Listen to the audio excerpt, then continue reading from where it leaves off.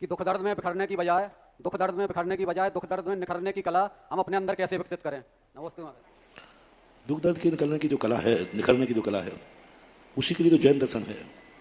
जैन दर्शन दुख दर्द से निकलने की कला सिखाते ही नहीं। वस्तु स्वरूप विचार खुशी से सब दुख संकट सहा करें। दुख दर्द से निकलना नहीं है, दुख दर्द को सहन करने की कला है। और मेरा तो सिद्धांत ही मैं कभी नहीं चाहता हूं कि मेरे जीवन में दुख दर्द ना आवे, पर मैं तो एक ही चाहता हूं कितना भी दुख दर्द आए मैं अडिग रहूं, विचलित ना हूं। क्योंकि दुख दर्दों का एक मजा है, आनंद है।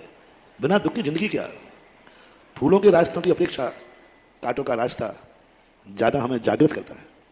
फूलों का रास्ता सुलाता है और कांटों का रास्ता जगाता है। कठिनाइयों के रास्ते पर हम जागते हुए चलते हैं, सरलता के रास्तों पे हम सो जाते हैं। भक्तों के बीच में हमें नींद आ जाती है और दुश्मनों के बीच में हमारी छाती गिर जाती है। भक्तों के बीच में क्या, अपने भक्त बैठे हैं वहां सावधानी में स्खलन आ जाता है, और जहां दुश्मन बैठे हो वहां सावधानी में स्खलन नहीं आता, बल्कि डबल सावधान हो जाते हैं। रकीबों से वो रफी अच्छे जो जलकर नाम लेते हैं, गुलों से खार बेहतर हैं जो आमद थाम लेते हैं। गुलों से खार बेहतर है, गुल यानी फूल, खार यानी कांटे। उन फूलों से वो कांटे अच्छे हैं जो आमद थाम लेते हैं। वो रोकते हैं कि रुक के चलो, धीमे चलो। तो कठिनाइयों को जीवन का भागो मत, कठिनाइयों से। कठिनाइयों को सहन करने की ताकत अपने अंदर होना चाहिए, और उसकी ताकत करने का सबसे बड़ा हमारा विल पावर होना चाहिए कि हमें हमेशा यदि कोई बनना। एक बार 2 साल पहले गर्मी का बिहार चल रहा था, पूरे बिहार की एक श्रृंखला थी प्रवचनों की कि यदि भगवान कहें कि मांग ले, क्या मांगना है, तो व्यक्ति 2 चीजें मांगते हैं। हे भगवान, मेरे जीवन में कभी विपत्ति आए अब हमारा सदा साथ देना, सारी दुनिया मेरा सहयोग करे।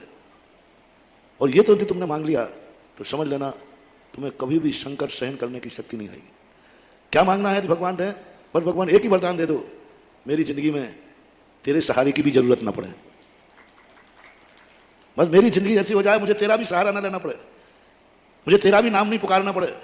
मेरी जिंदगी में बस ऐसा वरदान दे दो, कितना भी संकट आ जाए मेरे मुख से ये नहीं निकले हे भगवान बचाओ, हे भगवान मेरा सहारा रहो। ये वरदान यदि मुझे मिल गया, इसके अलावा हमें कोई वरदान चाहिए ही नहीं।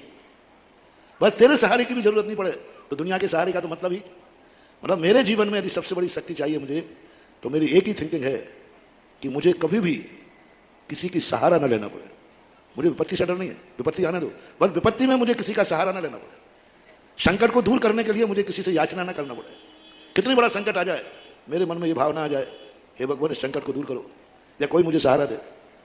ये परिणाम, ये वरदान यदि मांगने के लिए हम पूजा पाठ करें, भक्ति करें, भगवान मैं तुम्हारे पास इसलिए नहीं आया हूं कि आप मेरा विपत्ति में सहयोग करें, कान खोलकर सुनो, मैं इसलिए आया हूं कि कभी जिंदगी में तेरे सहारे की जरूरत ना पड़े। मुझे तेरा सहारा भी नहीं चाहिए। हाँ, यदि तुझे मेरे सहारे की जरूरत है तो मैं तैयार हूं। तुझे मेरे सहारे की जरूरत है तो मैं तैयार हूं, मुझे तेरे सहारे की जरूरत नहीं है, ऐसा मेरा सिद्धांत है। भगवान को मेरे सहारा चाहिए तो मैं तैयार हूं।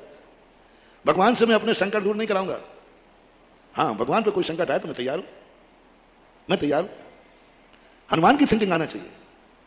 हनुमान ने कभी भाव नहीं किया कि रामचंद्र जी मेरा संकट दूर करें, सदा एक ही भाव किया कि मैं सदा राम के संकट दूर करने को तैयार हूं। तो ऐसी जो शक्ति, ऐसा पावर, ऐसा जो अपने ध्यान है, ध्यान के सूत्र हैं, याचना के सूत्र हैं, यदि ऐसे बन जाते हैं तो फिर आने तो संकट को क्या फर्क पड़ता है, अपन उनको सहन करेंगे।